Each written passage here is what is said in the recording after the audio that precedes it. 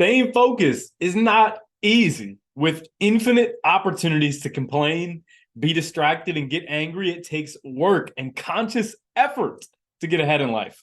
Sustained focus is the number one differentiator between those who are successful and those who are failures. Your attention is part of a war every single day. A war for your headspace, a war for your energy, and a war for your dollars. In this video, we're going to talk about how you can become aware of the vectors in which people allow their minds to be dominated and distracted, and exactly what you can do right now and over the course of the next few weeks, months, years to move yourself forward and no longer be a prisoner to this dark cycle of non-performance. So it starts here, now, and today. You probably tried everything, but this time it's going to work, and we're going to get exactly into how you can do that. So buckle up and let's flip and go. Number one is exit your emotions. So 90% of the emotions that you're feeling on a daily basis are completely unproductive, meaning they are low energy patterns that you're fearing that if you do something, what someone might say, or that if you don't do something, what's going to happen. And in reality, all this does is just distract you from that step-by-step plan, which is going to continually move you forwards towards those goals. So the key is, where are you going? Identify the goal and know exactly how to get there, even if it's just, I can only see the next 3 steps forward. As long as you know where you're going and you know where you can take the next step, we can start to break away and realize and become aware of some of those things, those feelings or emotions that just show up when we're on the way towards something important. They could be self-belief and doubt. They could be realistic. Hey, you need to achieve X. You need to have a certain number of dollars to do the specific thing. Maybe it's go to school. But then beyond that, beyond identifying what those steps are, the best thing you can do then is not have emotions towards them. Just remove yourself from that and realize that if there is a way, there's a way to do the thing. So use the school example. You can get a loan. You could get sponsored by your parents. You could get a scholarship. You could go work. There's a ton of different things and ways and methods in which you could go and get the money. But if you sit there and go, I can't do it because I don't have the money, and it's so hard to get the money, and you fret and complain about the potential options. I have to do the scholarship. I have to go through all these things. And it's just, if you just exit those emotions and keep your mind clear and directed on where your goal is and the next step, that's going to help you so much in creating a better path forward in life. So let's go further into identifying that goal again, because you have to know where you're going to move in any direction at all. So think about it across these 4 areas. You have health, wealth, love, and happiness. It's a very basic framework, but your goal determines your strategy, and your strategy comes from your thinking about how you can go and achieve a specific thing. But it's good to have that framework in place, A, B, C, D. You could try to simplify it further. I've tried, and I honestly, what typically happens for me is that you get love and happiness. So for me, I'm a family man, I'm a married man, and love and happiness are pretty similar, but you got to develop yourself in other ways, like spending time with friends or just doing activities that have no expectation of reward or reciprocation. Just go out there and have fun. So I've learned that from others: health, wealth, love, and happiness. That's how I like to simplify it. Next, let's get into point 3, and that's know what works. So what creates the majority of the results in your life, and what propels you towards your goal? So there could be 100 things that you can identify, but chances are there's about 4 that if you just did those on a regular basis consistently, and you held yourself to some degree of a standard, you're going to achieve so much more than if you said, I need to do 100 things. And in life, let's say you go out and you get a job. Jobs make it really easy, because you come in and they really just give you one specific thing that you need to do, and you get paid for it. So realize that if you're an entrepreneur, it's the same balance for you. You're just dealing with having to get the other 4 factors of leverage, which are capital, or creating content like this, or having people who work with you, or being a programmer and being able to augment your own abilities with technology. If you're an entrepreneur, it's just, it seems like there's all these things you need to do, but chances are if you just simplify it and get back down to those basics, grow on those basics, and then build others around you who can do the other 96% of things, that's really going to be a massive impact for you. So if it's money that you're after, How much are you getting paid? What's your upside? What's your time in? Calculate those sort of things. And that's how you can be objective, again, unemotional and detached from, is the action in, getting the effort out that's going to get me towards that higher goal. So next, let's get into part 4, and that is know when works. So for example, I've tested across the last couple of years, what if I stay up really late and do my work? What if I get up really early and do my work? What if I just have middle of the road schedule? And what I've found is, for me personally, it's the early morning time. Break out literally 8 hours of the day and just go for it. Don't talk to anybody else if you can help it. And just take that time to really focus on your goal. Others, it might be night. What matters is the fact that you're consistent and moving towards that particular goal, executing on your standards. If you set standards, and actually here's a key point. Let's say you have a goal, reverse engineer the standards that are going to get you there. If you do that, then when you do the work isn't really important. One thing that might change that is the way you collaborate with others. So for example, if others have, maybe they have an early morning schedule, or the middle of the road, 12 to 3. That's the hours I like to block off to work with others. So just realize that find when works for you so you can be the most productive. And here's another one you likely don't hear about. We always hear you need to have more and more structure to get what you want in life. There are periods in your life where you're going to benefit from having no structure at all, because no structure allows you to just test the waters, which is so key and pivotal and crucial to you developing and being your full self. You may literally thrive having no structure at all.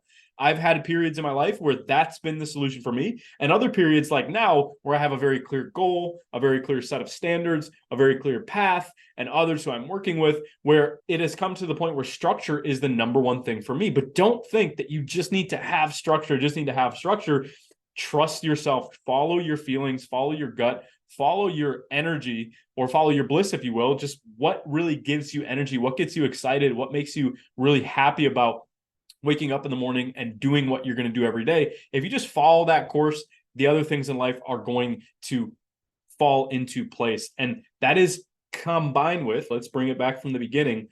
If you have no structure and you're just following your bliss, you're following what feels like moving you forward, things you really enjoy, and what's going to come up is you're going to have emotions that are, or thoughts that are going to say, you can't do that, you need to do this.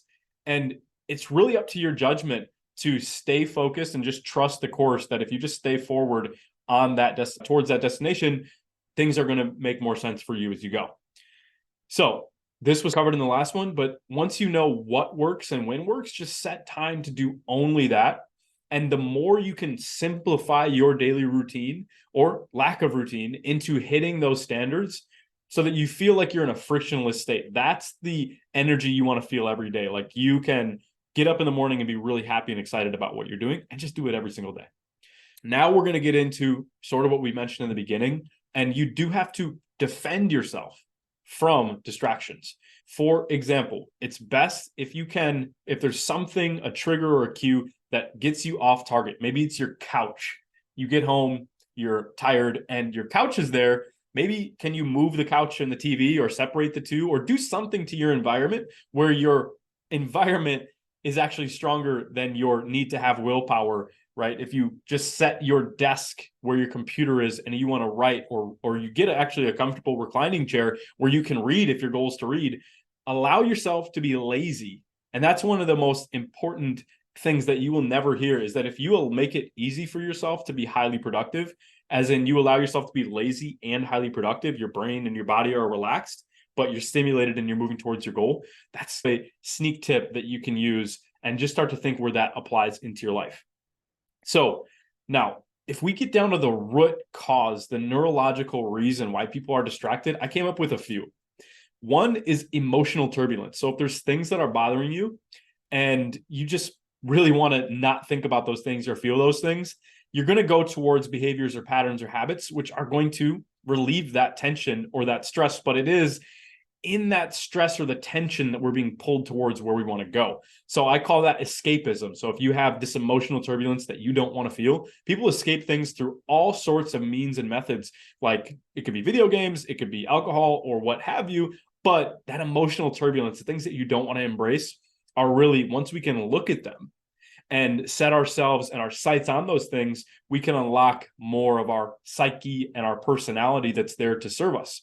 So one trick that I learned is there was a time in my life years back where I just was getting up in the morning and I was like, this just doesn't feel right. Like I'm not as excited as I want to be in the morning when I was getting up. And rather than avoiding it, saying, I just need to try harder, I need to go do this thing or whatever that was going to make me feel better, as what my brain was telling me, I just stopped and I embraced the fact that I did not want to get out of bed. And I just allowed my thoughts to run through my head. And as I just listened to those thoughts. Oh man, I'm really not looking forward to going talking to that person or doing that thing or having that experience again. And when I listened to that, didn't react to it, was patient, and then asked myself, what could I do that would allow me to confront this head on? So I was confronting it head on emotionally and psychologically. And then I figured out what's the number one action that if I did it today and I did it with full heart and gusto, I wouldn't feel this way anymore.